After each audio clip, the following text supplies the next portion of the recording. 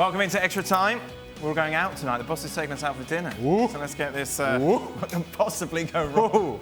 We're already trying to work out what Stevie's going to wear, because that's always a bit of a lottery. Well, he normally likes his overcoat. Yeah. But it is... No. Someone needs to write his address down before he goes. Yeah. You think he's going to make it tonight? Oh, goodness knows. Right, it's a good question to start with, actually. What is the one thing you wish you were told before becoming a professional athlete? And what's the one thing that you think the average fan does not understand about being a professional athlete? What's the one bit of advice? Did you give it to younger players? How can I say this? I don't know, I'm intrigued. No, I'd say the one bit of advice I'd say to younger guys now would be to absolutely look after your body better than we did.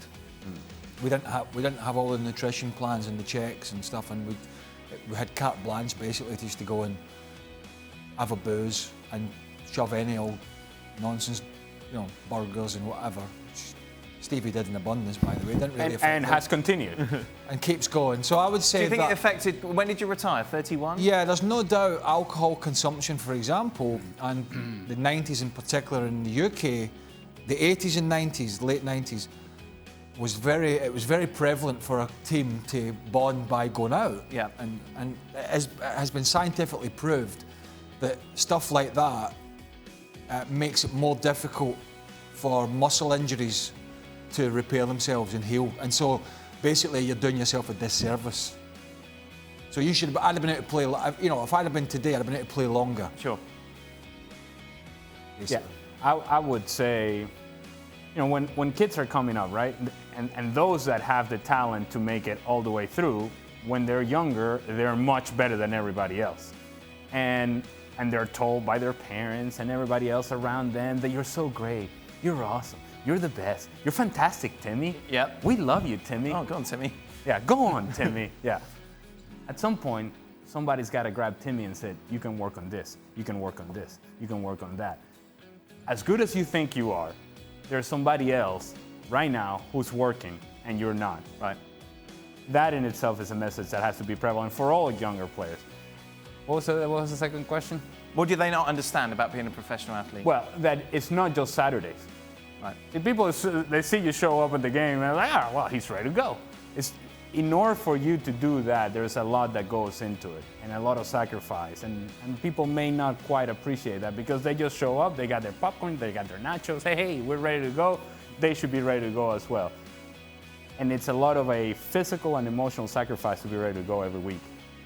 Yeah, that's the point I was going to make, that, what the fans don't see is the preparation. And I don't mean just training. I mean, I've seen, and myself included, loads of guys who spent 2 or 3 days before a game having physios jump on their back. And there was one game that I played in Scotland. I actually didn't go out for the warm-up because my back was so stiff, and Brian Scott, the physio, and the club doctor were still twisting and turning me right up until the bell. I just didn't go out.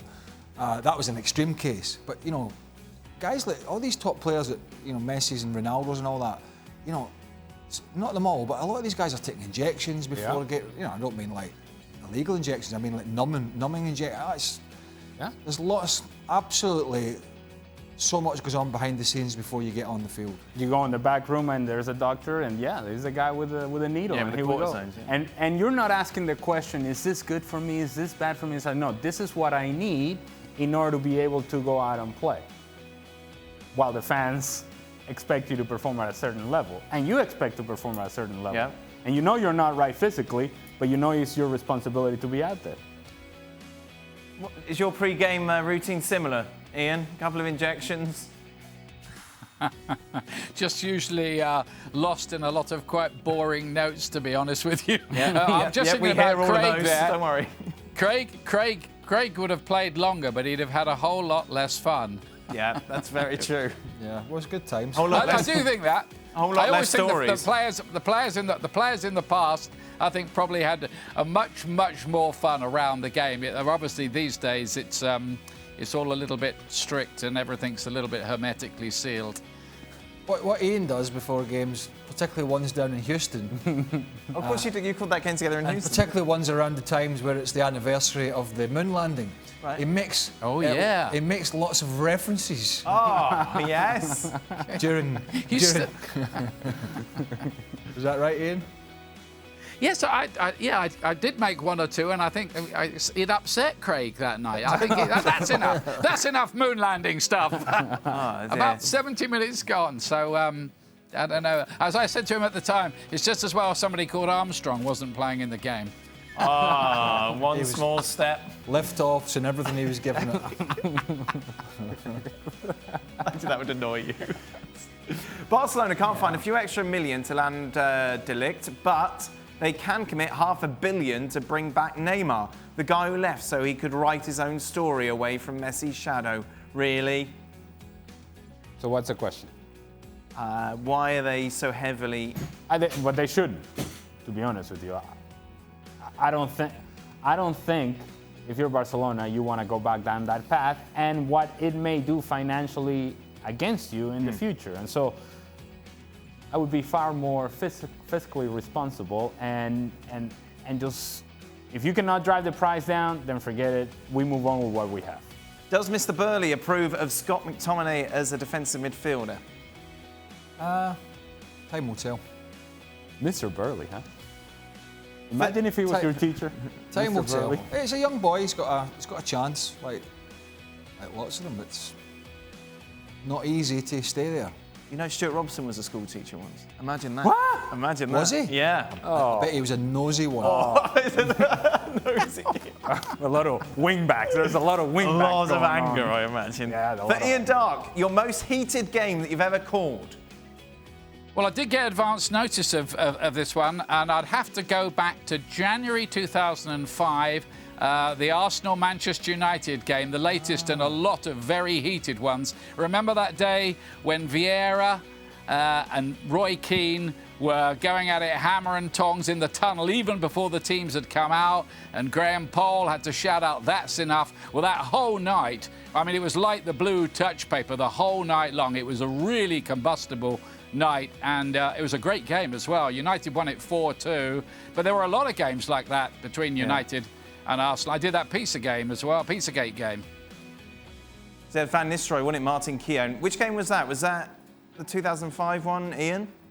When Van Nistelrooy missed the penalty and then Keown's jumping up in his face? Yeah, that's right. Yeah, and then Martin Keown and the other Arsenal players all came round taking the mickey out of him and taunting him, and it all kicked off afterwards as well. Hey, if you get a chance, Ian's done a very good podcast. And no, it's not Gab and Jules. No, I didn't know. What's it about? Boxing. Oh, really? I told him this when I saw him. No moon landing mentioned. No lift off or Some moon punch landings. landings. What's the name of the podcast? What's the name of it, Ian? Well, it's I used to do some boxing commentary as well. So one of the guys who used to be around at the same time, called Tris Dixon, did a podcast with me. He calls it Boxing Life Stories. He's talked to a lot of fighters, and I'm just reminiscing about a few fights I covered with him. So if people want to listen to that, if they've got honestly, a spare hour or two. Yeah, it was on for an hour, but the stories are... Dan, I'm not kidding you. The stories are unbelievable. Okay. Tyson and Ali and, honestly, I knew that anyway because that's why I listened to it, but if you like boxing... We'll have a listen, Ian. Did you know Have Ian a called all listen. that boxing in the Of UK? course, I've heard Ian do... You might fall asleep after half an hour, but have a listen. All right. No, there you I are. did. I listened to it all. I was so bored on the flight then. That was good. 2003 was Keown Van Nistelrooy, I've just been told, so I was wrong. Thanks. All right, yeah. Right. This one is for Craig. Did you hear a lot of curses on the field when you played? Did you hear anything that wasn't cursing on the field? I can't read it, sorry. What does it say? Did you hear a lot of curses on the field? Did I hear a lot? Yes. Yeah, a lot of them come from the referee as well. Oh, I mean, the language, I don't imagine it's changed. The language on the field's bad. Very bad. Me and myself, very bad. In the tunnel before the game, bad. Yeah, it's amazing how creative you get with the bad language while you're on the field. bet. How you bring things together and tie it all up, and it all makes sense. Well, put it one way, right? Referee, I used to torture the referees. We played Ipswich once and we got to the hotel. And remember Mark Halsey? referee? Yes, yeah, I do. Yeah. Mark Halsey was refereeing, and he's in the hotel. So the bus pulls up on the Friday night, and we get off, and we gets to check in, and Mark Halsey's checking in, and I've went, "All right, Mark," and he went, "Oh, I thought you were still suspended." I went, "Nope, and it'll be a fun day tomorrow." Because I'm going to be in your ear. Who had the worst potty mouth? Like, was there someone that stands out? You think? Well, my old teammate at Chelsea, Dennis Wise, could raise a few. I bet. and his very strong Cockney London accent. Yeah, he didn't hold back. I don't imagine that you were. No, a the trouble is, you had no teeth, so like. Well, that's technically not correct. I had teeth. Some didn't of them have many left. Some of them were just missing during the game, so there was a little bit. How did you sound with no teeth? Huh? Not great. You know, a couple of games I ran out on the pitch to start the game, and I forgot to take them out, and I had to run back in. Boys were like, "Where's he going?" I had to go back in, put them in the trouser pocket, and back out. Final tweet, your favourite Twitter handle. This is from Sebastian Salazar's Smile. What do you mean favourite Twitter handle? I don't know. Favourite Twitter that you follow? No, well, yeah, maybe. Or maybe just their name. Twitter handle? I don't know. Paul Mariner's Bugle's good. Oh, that one. That one's very solid. I think anything involved with Mariner's Bugle's very good. Yeah, that's And very big. That eclectic mix. Be sure to have a listen then to Ian's podcast. What was the name of it again, Ian? Boxing Life Stories. Boxing Life Stories. Boxing Life Stories. No, I'm serious. I wouldn't say it's Ian. He does himself a disservice because he tells great stories on it about and very famous boxers. Because his soccer ones are terrible, but boxing ones are good. Well, I personally don't want to. Yeah, I personally don't. I wouldn't listen to a soccer podcast. So boxing. He tells great stories about VAR. Oh, it's fantastic. Yeah. How he loves it. He hates VAR. In 25 years' time, maybe. Yeah. All right, that's it. We're done. Enough of this. We'll be back tomorrow, looking ahead, I imagine, to the Super Cup, Super whatever Cup it is. final, isn't it? Between Liverpool and Chelsea. Well, thank you very much for watching ESPN on YouTube. For more sports highlights and analysis, be sure to download the ESPN app. And for live streaming, premium content, and let's not forget as well, ESPNFC 7 days a week. Subscribe to ESPN+.